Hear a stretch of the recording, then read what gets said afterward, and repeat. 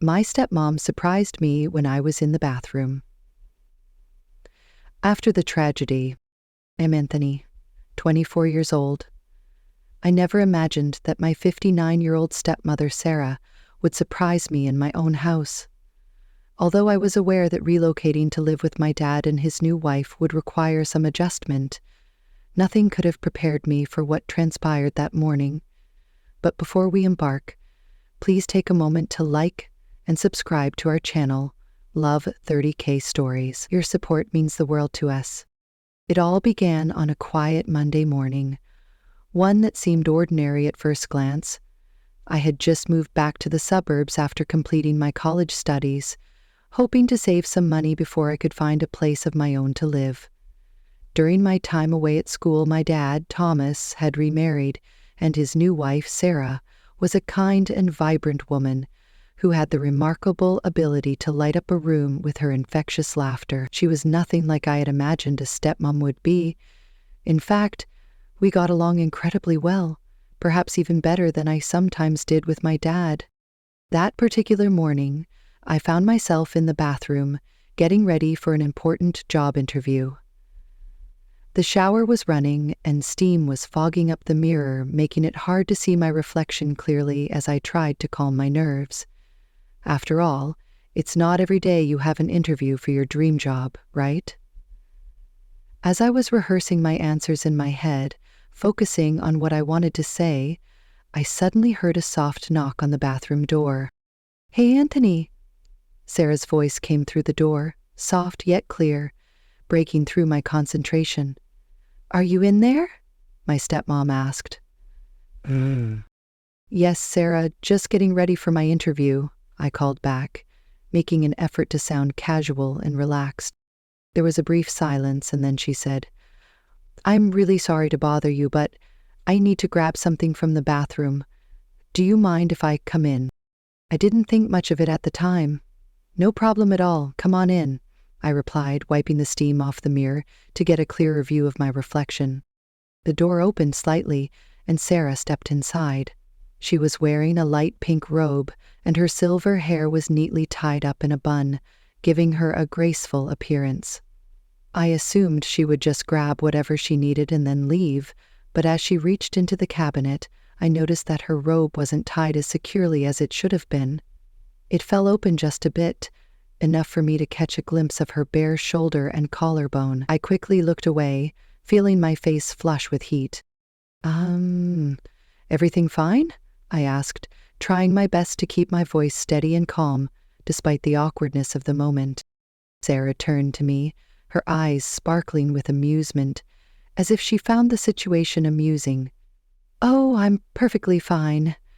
Just needed some aspirin," she said, holding up the bottle as if to reassure me. "You anxious about your interview?" my stepmom asked, her tone friendly and supportive. "A little," I acknowledged, attempting to concentrate on anything but the way her robe was slipping open slightly. She gave me a warm, encouraging smile. "You'll do great. Just be yourself, Anthony. They'll see how wonderful you truly are." I nodded, feeling grateful for her pep talk and the boost of confidence it provided. Actually, Sarah had a remarkable ability to make you feel like you could take on the world, no matter the challenges ahead. As she turned to leave the bathroom, the belt of her robe unexpectedly came loose, causing the robe to fall open completely. In that instant, it felt as if time itself had come to a standstill. I found myself unable to look away, stunned by the sight before me. Sarah, my stepmom, was standing there in front of me, completely exposed and vulnerable. She gasped in surprise, quickly pulling her robe closed. Her cheeks flushed crimson as embarrassment washed over her. "Oh my goodness, Anthony, I'm so sorry," she stammered, her fingers fumbling with the belt of her robe in a frantic attempt to secure it. "I didn't mean for this to happen. I didn't realize." I was just as confused, my mind racing with a mix of emotions. "It's okay," I said, turning away to give her some much-needed privacy. "It was an accident." Right, she responded, still sounding mortified by the situation. "Just an accident. Please don't tell your dad, okay? He'd be so upset if he knew." I nodded, still trying to process the whirlwind of events that had just unfolded. "Of course, it's our secret," I reassured her, hoping to ease her embarrassment. She left the bathroom quickly, leaving me alone with my swirling thoughts and feelings. I leaned against the sink, trying to calm my racing heart and regain my composure. I couldn't believe what had just happened. My 59-year-old stepmom had just walked in on me. And, well, she certainly hadn't left much to the imagination at that moment. The shock of it all lingered in my mind as I struggled to make sense of the unexpected encounter. For the remainder of the day, I found it nearly impossible to focus on anything else. Not my upcoming interview, not my plans for the future, and certainly not any other distractions. All that occupied my mind was Sarah and the way her robe had slipped open, along with the expression on her face when she realized what had just happened. It wasn't merely shock or embarrassment that I saw. There was something else in her eyes, something elusive that I couldn't quite put my finger on. Later that evening, I did my best to stay away from Sarah as much as possible. I didn't want to make things awkward between us, but every time I caught sight of her, I could feel my cheeks flush with heat. She acted as if nothing had occurred, maintaining her usual demeanor, but there was an undeniable tension in the air that hadn't been present before. I decided to go to bed early, hoping that a good night's sleep would help clear my muddled thoughts. However, as I lay there staring at the ceiling in the darkness, I couldn't stop replaying that moment over and over again in my mind, like a scene stuck on repeat. I knew I shouldn't be thinking about it at all. After all, she was my stepmom, for crying out loud, but I just couldn't help myself. There was something about Sarah, something that inexplicably drew me to her in a way I couldn't fully understand. The next morning, I discovered a note on the kitchen table from Sarah. It simply read, "Anthony, we need to talk." My heart pounded in my chest as I read those words, the implications swirling in my mind. What could she possibly want to say? Had she told my dad about what happened? Did she want to clear the air between us, or was there something deeper that she needed to address? The uncertainty made me anxious, and I couldn't shake the feeling that this conversation would change everything. I inhaled deeply, crumpling the note tightly in my palm, as if trying to squeeze the anxiety out of it. Whatever was going on, I knew one thing for certain.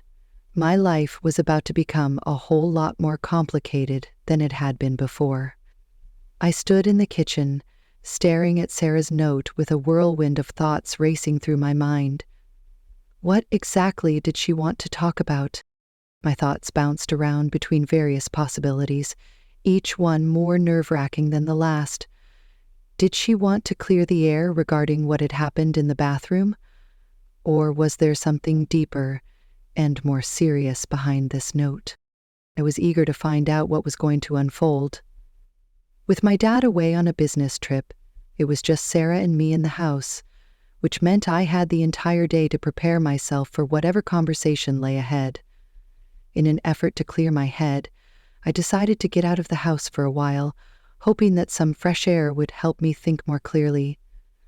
As I strolled through the nearby park, I found myself replaying the events of the previous morning over and over again in my mind. I couldn't help but vividly remember how Sarah had looked, her surprise and embarrassment etched on her face, and the way she had rushed out of the bathroom, leaving me stunned and confused. Each detail felt like a puzzle piece that I was desperately trying to fit together, and I knew that I had to confront whatever was coming next. By the time I returned to the house, the sun was beginning to set, casting a warm glow over everything. Through the kitchen window, I could see Sarah busily preparing dinner. Taking a deep breath to steady myself, I walked inside. The enticing aroma of roasted chicken wafted through the air, and I noticed that the table was beautifully set for two. "Hey, Anthony," Sarah greeted me, turning around with a bright smile. She appeared as calm and composed as always, but I couldn't help but notice a subtle hint of nervousness flickering in her eyes. "I made your favorite dish. I really hope you're feeling hungry," she said cheerfully. "Thanks, Sarah," I replied, settling into my seat at the table. Even though we were sharing this meal, I could sense the tension in the room, with unspoken words lingering heavily between us.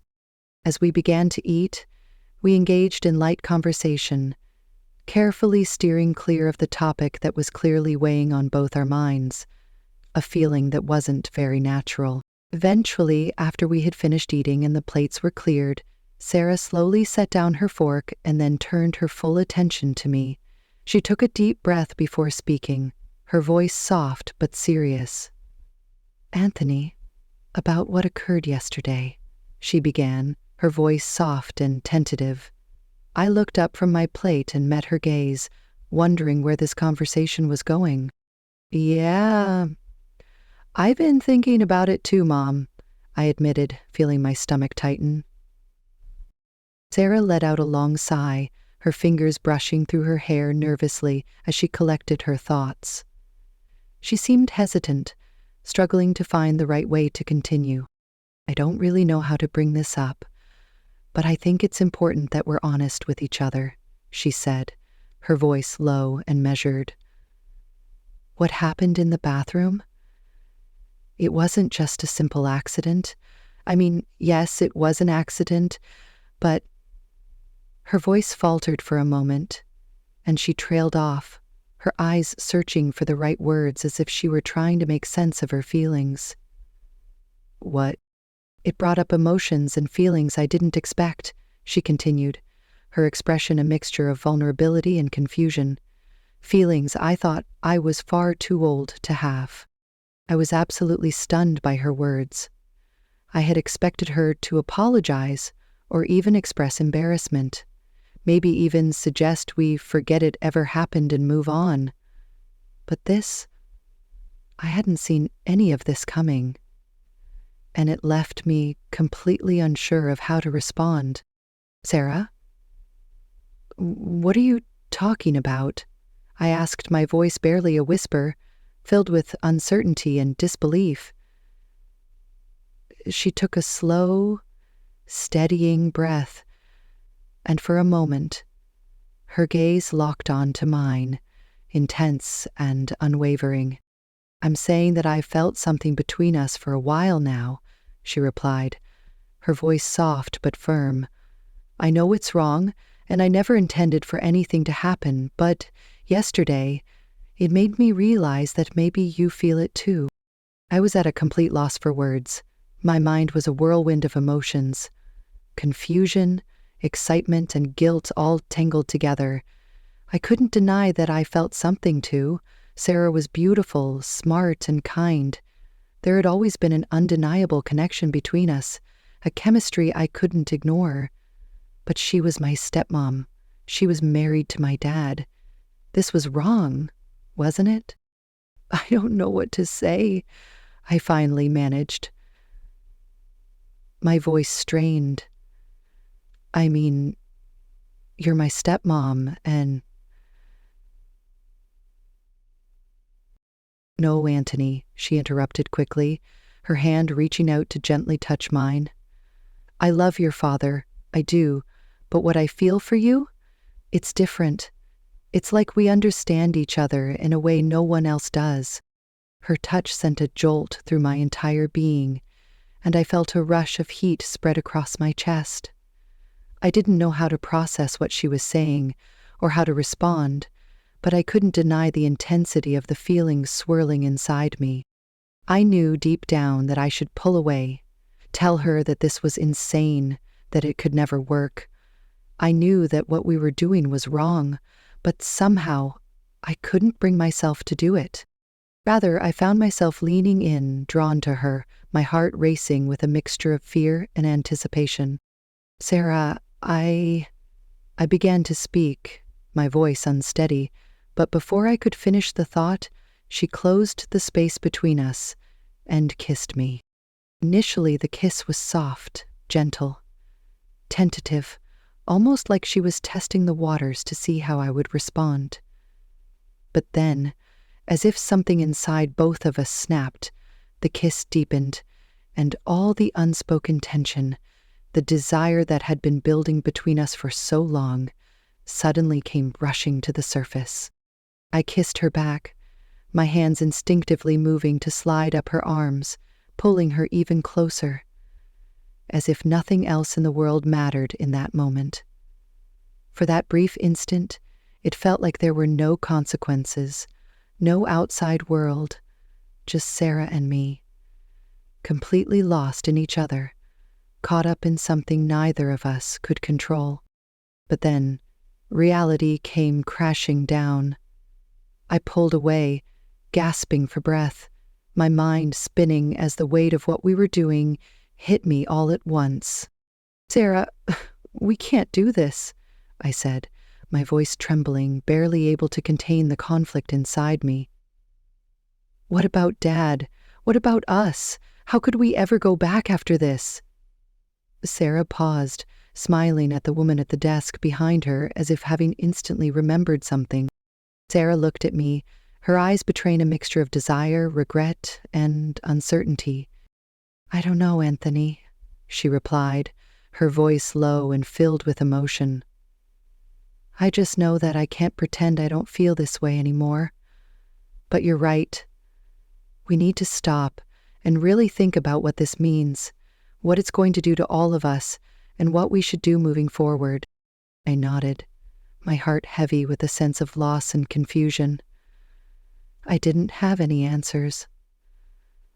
All I knew at that moment was that everything had changed. Things would never be the same again, no matter how we tried to move forward. We had surpassed a boundary, and now there was no turning back. As we sat there together in a heavy silence, the full weight of our situation settled on us like an oppressive, thick blanket that we couldn't shake off. The days that followed blurred together, each one feeling like it was passing in a haze.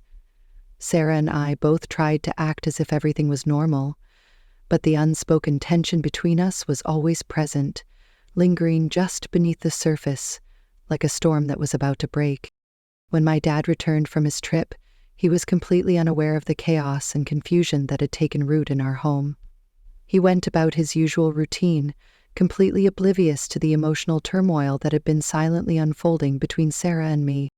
I tried to push the distractions aside and focus on finding a job, but no matter how hard I tried, my mind kept drifting back to Sarah, to that kiss we had shared, and to the way her eyes had looked into mine at that moment.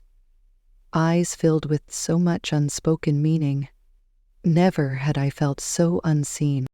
One evening, about a week after everything had happened, I found Sarah sitting alone on the porch, staring out at the sunset, lost in thought. I walked over and sat down next to her, and we sat there together in silence for a long while, watching the sky slowly shift through shades of pink, orange, and gold, as if reflecting the turmoil inside us both. Ultimately, after what felt like an eternity, Sarah broke the silence. "I've been doing a lot of thinking," she said quietly. "About us? About everything that happened." "Yeah, I know," I admitted, my voice barely a whisper. "I can't stop thinking about it either." She turned to face me, her expression serious and almost a little sad. "I think it's time for us to make a decision, Anthony.